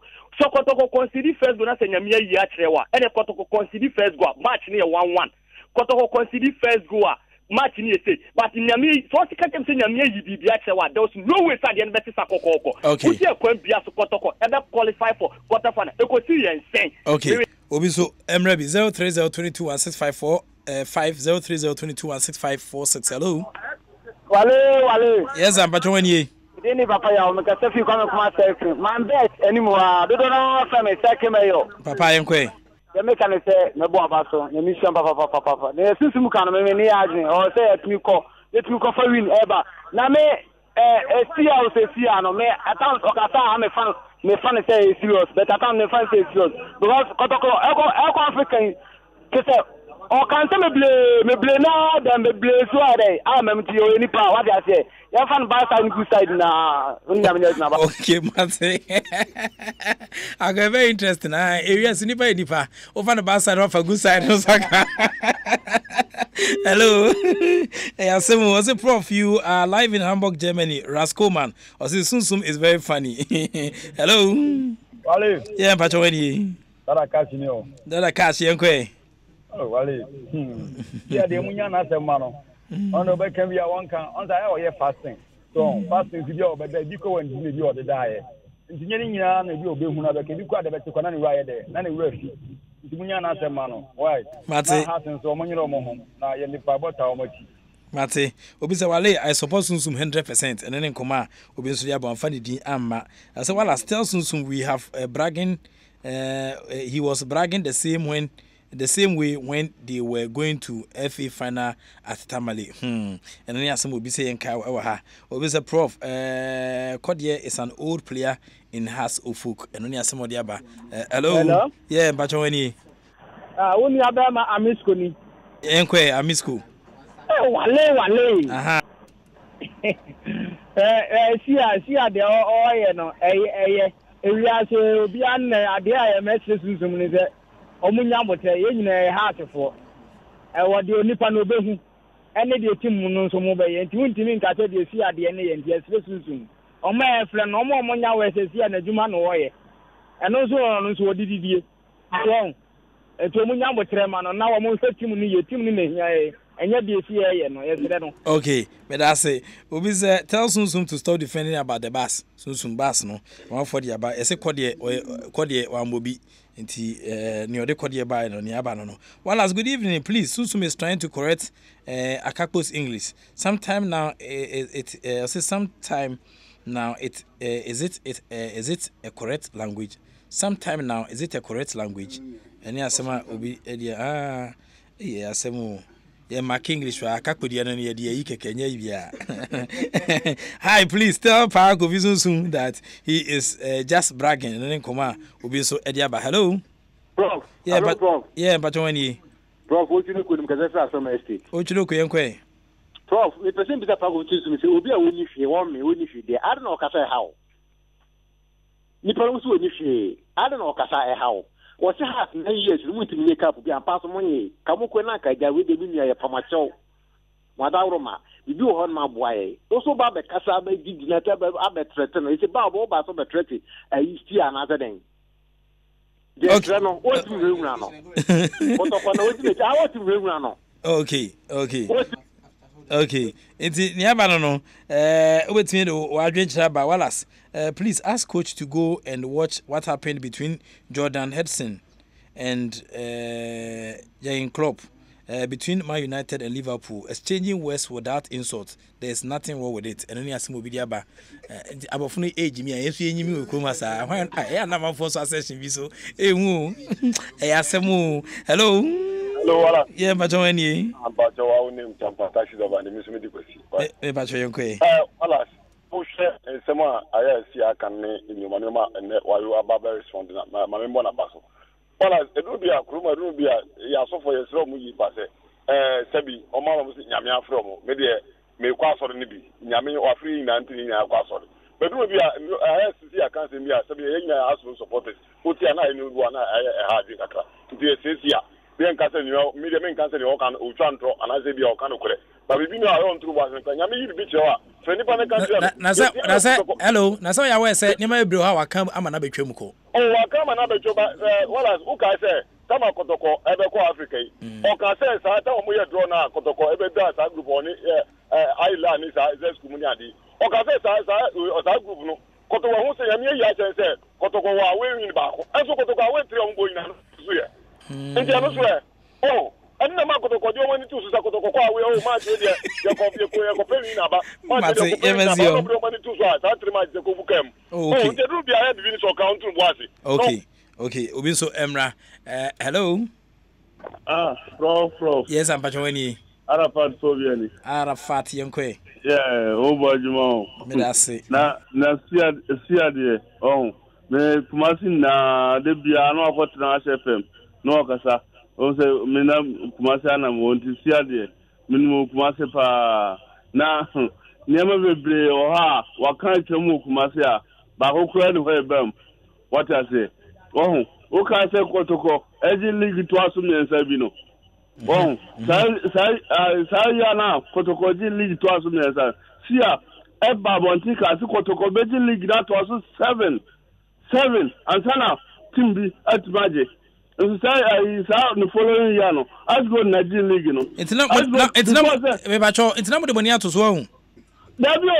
That only like and I'm saying, say, it's not come for so. Matty, what was here? I want you to not come for. Okay, hello. Hello.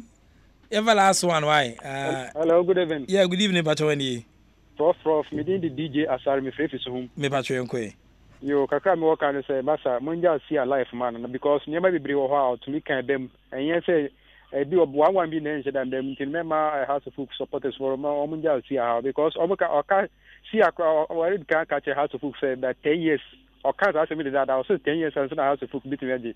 A cap maybe. It said 10 years, almost better 10 years in the air quiz. So now, sir, you kind of say a rebel. In the matter, many go out. I will see matter. I say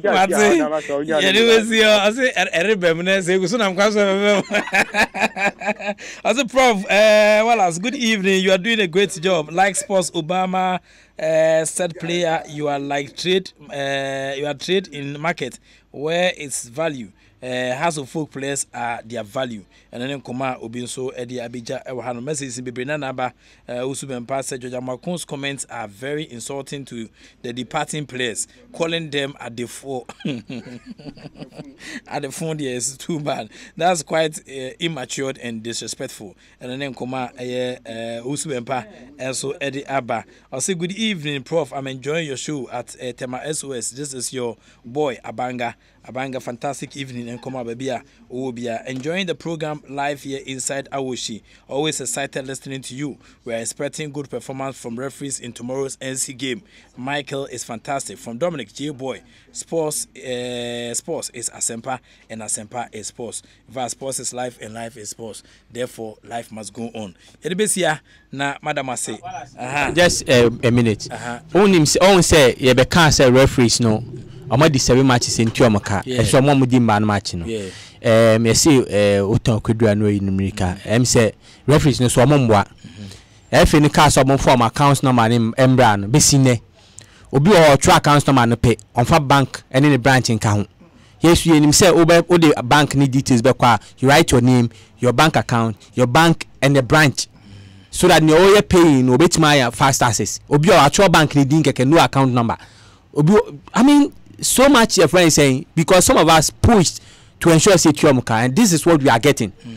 The details of the buy and your details are obey media follow up at the the best referees say so when the mama FN accounts no and with the list of nyama required to bring so that on Tuamaka because you perceive by the end of this week you Tuamaka. Okay. And it's our own file proper accounts number inquire. Member use media and I'm through the media and because in Tuamaka whilst you have not sent the right details. Okay. So the referee should do the needful. They should send the right details to the GFA accounts and let's see say by the close of the week you bet Tuamaka and in Tuamaka. Again, the first match a boy GFA cameras being where call venue. Yeah, we have mentioned and no the FA should take it up because you see you don't who are staff you don't make them worse off. Yeah. Say that's right. The previous FA no more 400. That's right. And then Dr. Kofi Amu as well 250. It's not possible. But you see, there are some jobs that requires experience. Yeah. Media my say nipa no Evan say because I am say Kotokoni media ma your book cameraman be one of the matches your book cameraman say cameraman Evan say so it is avenue ha enka chromo for no obetie they still produce the video nko betie say adwuma no it be hia obi ofi baabi no abeye say adwuma no afi ho akwa ya kana say na say ehu no ehu na enka bia hwese na Mexico story na be different from the entity one me patch na ha into adwuma no with camera guys na dey say normalization committee they must rectify it because you about 32 matches only 2 penalty on tape for records and into Kotoko penalty na afi yenya individual cameras well you can't yet me reform football with these attitudes into camera guys yes but say you almost send your text messages says can they be chamo and even more touching obianko the match venue because we can't afford the same here there's no evidence. That's right. Many of the matches I want for them phone cameras they try because reform when they reform no reforms anyway Yede besia na nyame adoma komo aka wachire ne doso na ebesa to aso adi komo na afie ho sina hye ne ebesia ko coach Anthony Sagmo ebe kan ho coach se bia ebokode oh bibia bokode wetin abona ma no bi hwe wachi kwan a me na mare 0543 291729 me ba cho se team bi 0543 291729 na fe so wa onim yedwuma ye mi panyi oja me amebae no medana se mi CEO CEO Lieutenant Colonel Anthony Amwako. Okay. Ono jame na me acting RSM. W1 Akato. Okay. Ono sumedana na me brother Penyame no Prophet Manti. Okay. Michael. Okay. Owo Dodoa ono so omunyina mbwa na mbo kruma ntimi do omunyina se na me leader works. Me leader works students am no mo school of ordinance nyina no me do mo ase na na person mo tie. Okay. Nti wabo na ma edie se abasobode ya na atemdidie bia obi be ma waso ate. Na afi bibia so. Ghana na e wona edwuma we die atanso e be ba wabaso. Waje atu ye di watem so ana wa correct mistakes na edit no. Enye dem kura. Zunzum ya sorry. Eja maba. Minshia na da. Supporters. Minshia na da no nko na ha supporters. Ye be ye dwuma. Samre nyamra obetina fie me ya hasini na stadium da ho empty open yakasa on platforms ewo Facebook ewo radio so no yamanu nedi ewo Accra Sports Stadium na clubs no so nyeska mpenifo ayade ko fa coach papa say team tire on ground na se ne anu amakoyi wo player to say the ship engine kokoji bomber wo dinosaur eso wo bele galbe obin junior Aba na Cassius so the pom ye wie agbena mo alasan ejire chiro ajaro cross oh that the house of bed systemati ye bon bopa supporters sorry na yenguni atamfu bi anim asai okay yentra onye ahwa ma yetim no nkofam sa ye wi ya tobas papa so appears okay eno ne asem no ye de besi ade adamase nyame adoma ochina besa tienka bi esi ade nkoma wodo esa ka no etimi abro medin de Enoch Kwasi Walanyo Wallace agudie catch back up. The act of being a good guest is to know how to say good night.